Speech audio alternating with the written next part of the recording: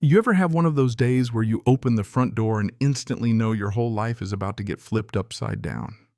That was me.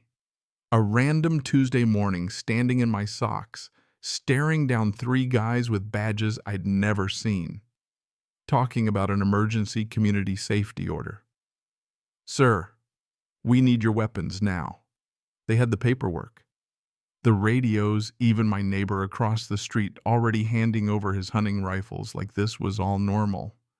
But something about those guys didn't add up, the way they looked at me, the way the lead one smiled all cold and hungry.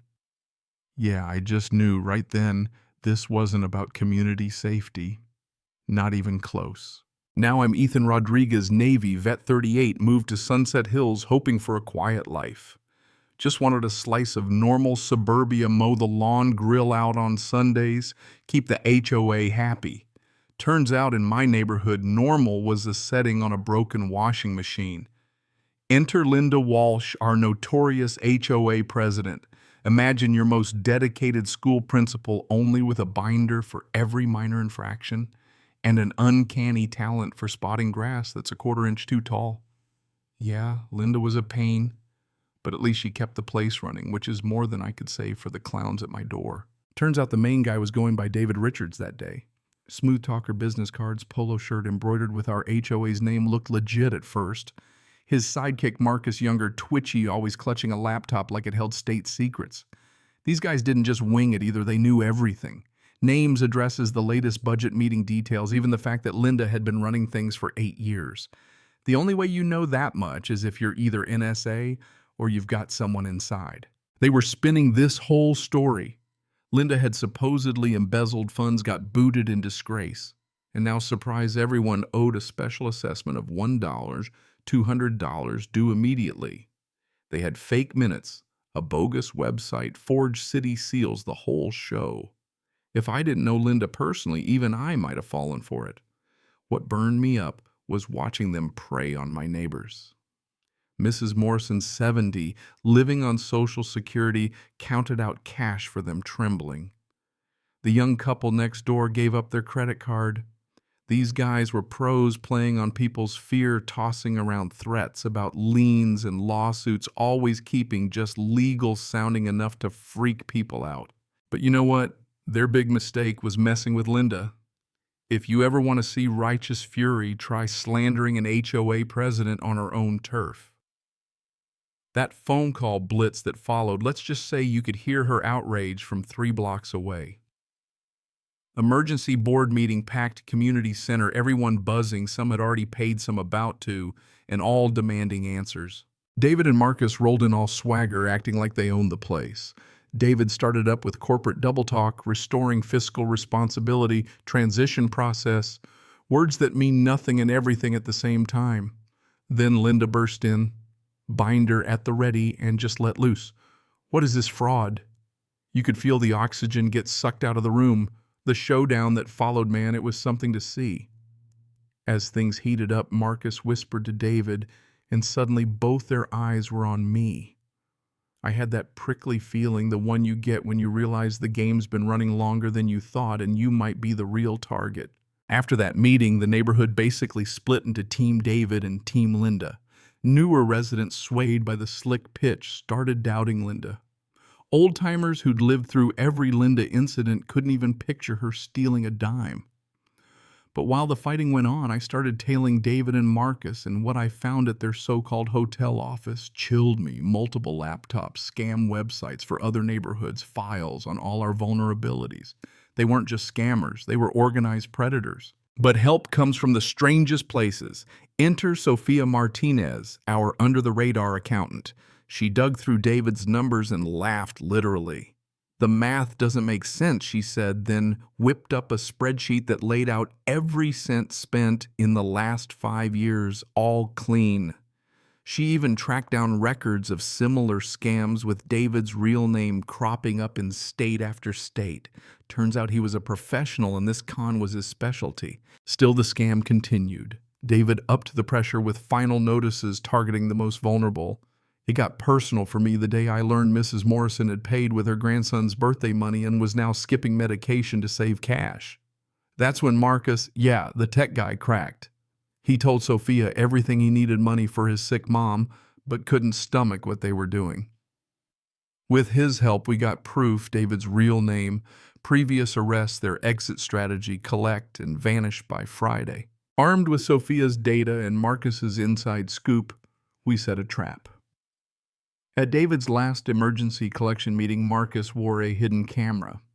Sophia brought the real books, and I was coordinating with the real police finally interested after seeing our evidence. As David dodged questions and tried to control the crowd, Sophia and Marcus dropped the bomb. There was no missing money. David was a serial fraudster, and Marcus had all the evidence. Mrs. Morrison stood up and demanded her money back. "Refund, refund," the crowd chanted. David cornered, cracked through cash in the air like a deranged game show host. The police walked in, caught him red-handed, and cuffed him up. You ever see a 70-year-old woman count her birthday money back, grinning? It'll make you believe in karma. But you know how these stories go, it's never over. I get home to find a creepy photo of myself in my mailbox with a threat scrawled in red. David had a sister. Elections have consequences. See you soon. 3 weeks later, Jennifer Walsh shows up, way more polished than David claims. She's here to audit. The HOA pushes for a recall election against Linda and brings paperwork that's almost flawless. Her game's smarter: divide the community, promise everyone what they want, and run a fake election with enough smoke and mirrors to fool half the residents. Linda and Sophia dig in. Sophia uncovers that Jennifer is a disbarred attorney and election fraud pro. Turns out Jennifer had lined up fake ballots, ghost voters, and everything. On election day, it was chaos. Sophia catches bogus signatures and addresses. Marcus produces hidden camera evidence. Police step in. Jennifer goes down for conspiracy. Linda wins by a landslide. But as we celebrate, another envelope shows up, this time a lawsuit from Robert Walsh, the youngest sibling, and a real attorney suing all of us for $2.8 million. Robert's strategy is corporate-level dirty, uses the courts to divide us, recruits desperate residents to join his suit, hoping to bankrupt the HOA and let developers buy up our homes on the cheap.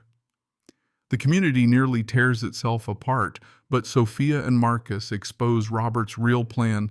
He's funded by a developer aiming to profit off our misfortune. We bring the evidence to court, and the judge throws the suit out, sanctions Robert, and refers him for disbarment. Just when we thought we could breathe, Sophia finds Linda's signature on a contract with that same developer signed months ago. I confront Linda, and she finally spills everything. She was playing spy, gathering intel, funneling their money into a secret legal defense fund for the neighborhood, prepping for a corporate attack. She admits she screwed up by keeping it secret, protecting the community but not our trust. That honesty leads to the hardest vote we ever took. 2/3 stick with Linda. The rest, including some die-hard loyalists, feel betrayed. But with full transparency, we rebuild. Linda becomes a legend. Her binder obsession, her insistence on proper procedures, all part of her master plan to keep us safe. Over the next 5 years, our neighborhood booms. Property values soar, the waiting list to move in stretches for miles, and we turn annual Victory Day into a citywide event. Workshops on fraud prevention, booths about community defense, and Grandma Betty. Yes, Morrison baking cookies for everyone. Sophia's fraud prevention business goes national. Marcus runs the tech. I become a consultant, teaching other neighborhoods how to spot and defeat scams, and the whole country takes notes. Funny thing is, the Walsh family came to destroy us, but ended up making us stronger than we'd ever imagined. Linda's quirks become legend. Betty's story inspires other communities, and Marcus, yeah, the reformed scammer, becomes the biggest advocate for change. And me, I finally found a purpose, using my training to protect regular people from the predators hiding behind fake authority. So, if you ever wonder whether ordinary folks can stand up to the big con, remember our story. Ask questions, keep records, never trust a badge without checking it, and most of all, never underestimate what neighbors can do when they stick together. Now, before you go, tell me, what would you have done differently?